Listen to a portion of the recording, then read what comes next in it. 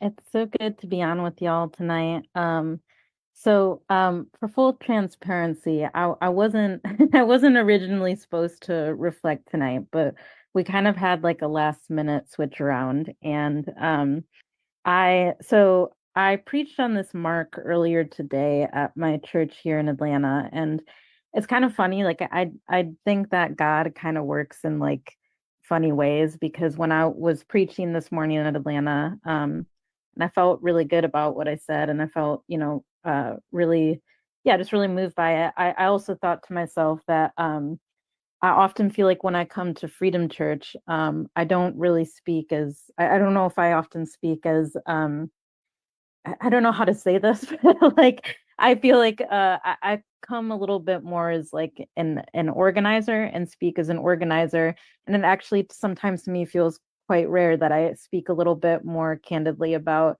myself as a Christian and myself as a Catholic and my faith. And I know that those two things are really intertwined for me, but I do think that it is kind of different in terms of like I don't know, like the the way that I do that. And maybe when I speak on this tonight, you'll kind of understand what I talk about, what I mean when I say this, because today when I was today when I reflected on this, what I was talking about was I want to take the space to talk a little bit about faith.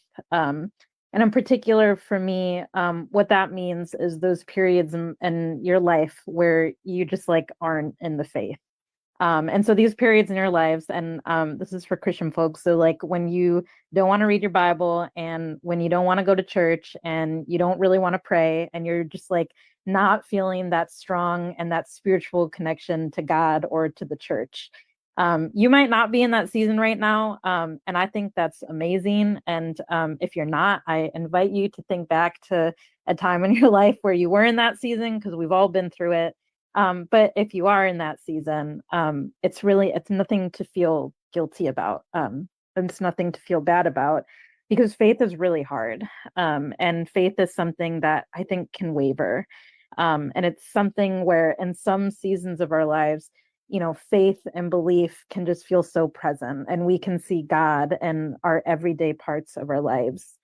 Um, I can tell you about a period in my life, like a year ago, where I felt like so strongly connected to God. And I was going to church like 3 to 4 times a week. I was reading the Bible every day. I was praying every day. And then I can also tell you about the most recent period in my life, where, coming out of a season of real personal struggles, like you could not catch me inside a church. You could not catch me reading a Bible. You could not catch me like praying. You know what I mean? And truthfully, part of the reason I even asked to preach at my church today in Atlanta is because I was trying to push myself out of this season of not feeling this close spiritual connection to God. And so I was trying to push myself to do things that made me really uncomfortable. And one of those things was like giving a homily in front of my church community, which is not something that I lean naturally towards. Um, but what's interesting about this gospel is this reading from the gospel is that, you know, after I was reading it a few times, I finally arrived that kind of one thing that's really beautiful about this gospel reading is that it's a really beautiful example of faith, and about faith and action. And so in the word today, Jesus gets accused of being one with Satan. And the reason he's being accused of being one with Satan is because he is casting demons out of folks. And so, in other words, the reason that Jesus is getting accused of being one with Satan is not because, he's, praying the most or because he's feeling the faith the most or because he's speaking his faith the most. The reason he's getting accused of, being a Satan is because he's acting on his faith. And ultimately, that's why the Romans were always so mad at Jesus. They were mad not just because he was speaking about his faith, but they were mad because he was constantly acting on his faith. And that's what got him killed. He was out there and he was feeding the citizens. He was out there and he was healing the sick. He was showing humanity to the lepers. He was, casting demons out of folks and stuff like that. And at the end of the day, why the Romans and the Pharisees were constantly so mad at Jesus was not just because, he was reading his Torah the most, or he was showing up at temple the most, or because like he could say or preach the best words. He was getting in trouble because he was constantly trying to live out God's truth on earth. And he was constantly trying to live out his faith on earth. And so that is a difficult but a really beautiful lesson about faith and what we can remind ourselves in those difficult and those trying seasons. And in particular, in this context, I'm talking about like when you just don't feel that connection to God, when you just don't feel like moved by God, moved by the Bible, moved by going to church, moved by praying, when it just doesn't feel like that is connecting to you. I think in those seasons, like the most important thing that we can try to do is to just like never stop trying to act in our faith and never stop trying to live in the example that Jesus showed us and that God showed us. And and for us, that means, consciously trying to show more compassion and care for others and constantly trying to, consciously trying to, not judge others and to show the folks around us, endless amount of grace and humility and kindness and love, and also showing that for yourself. And I also think in our context that organizers, part of what living out our faith means is organizing, even when it's not easy. And even when it doesn't feel like it matters, or when it doesn't feel like it's going to do anything or it will doing anything. I think part of living out our faith is staying in the struggle and staying in the fight. And I want to be clear, I'm not saying that's easy.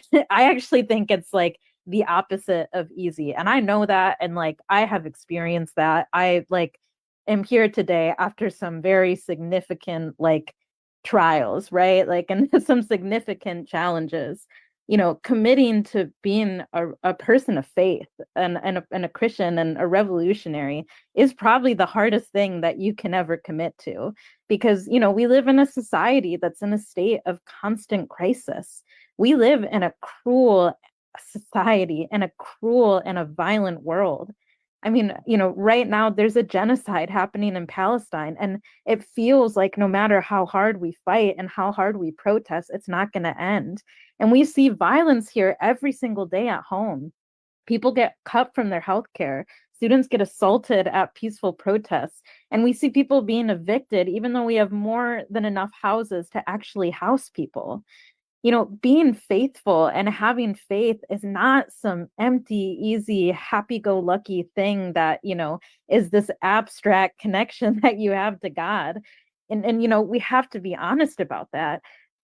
Keeping a faith and keeping commitment to a faith, whether that be in God and a church and organizing all those things living together, if that's what that is for you, it really pushes us and it challenges us. And we have to be honest about that. That's nothing to be ashamed of. We have to be able to hold our rage and our sadness. But in all of that rage and sadness, the most important thing that we can do is not stop acting on our faith. Because really, at the end of the day, that's what matters the most. And I also think the interesting thing about acting on faith, and the interesting and kind of like funny thing about like trying to live in like Jesus's example is, as I said, it's very hard. And so if you're consciously trying to do it, you might just come to a point where you naturally be like, yo, I need help with this. And so you're like, I need to talk to God for a minute because I'm not happy about this and this is not easy. And so you find yourself starting to pray because you're like, this is really hard and I need to go to God and I need to like talk to him about this. You might find yourself being like, this is really hard. I wonder if there's anything that like this that ever happened in the Bible that, anyone can relate to. I'm going to go read my Bible and see if that's the truth. And then you might be like, this is really hard. I can't do this alone. I needed a community. I need to go somewhere where I'm with other folks who have also committed to this humbling and hard journey of trying to, live in the walk of Christ and be able to be with them and check in and, try to hold each other in grace and humility. And then you might just find yourself at church all of a sudden, And so, it's the funny thing. It's like, you may never realize that by trying to live your faith and trying to act out your faith, that might just be the thing that can gradually bring you into having that closer connection with God and that spiritual connection of God that sometimes you can feel like you lose. And I think in particular right now, so obviously in Freedom Church, we're in like the season of Jubilee. And outside of Freedom Church, Jubilee tends to correlate with like the season of ordinary time in a lot of Christian churches. And ordinary time is actually quite a hard time in a lot of ways, because in ordinary time, you don't have any high holy church days. And so you don't have these huge high holy days where, it's Easter. And so there's all this heightened high church stuff about like the greatness of God, or it's Pentecost, or, it's these things where in other seasons, there's just kind of like a heightened stuff. In ordinary time, you have the great challenge of trying to find God in the ordinary, and trying to find God in the day to day and in the mundanity, and trying to find God in just like those, everyday moments and stuff. And that can also be the time where it's hardest to feel that connection to God, and hardest to feel that spiritual connection of God, because we don't have those high holy places. And so it's just kind of a season where that might be more apt to happen than others. And so in this season, how can we, as people of faith, try to restore and keep that connection by constantly pushing ourselves to keep acting in the faith, and to keep acting in the faith and being conscious about how we're trying to do that, and being conscious about how that's how we choose to see our God, and to live in our faith. And I hope that the more that we try to do that together, and the more that we try to commit ourselves to that, the more that we might continue to find that spiritual home and safety in God. So thanks, y'all. I think, yeah.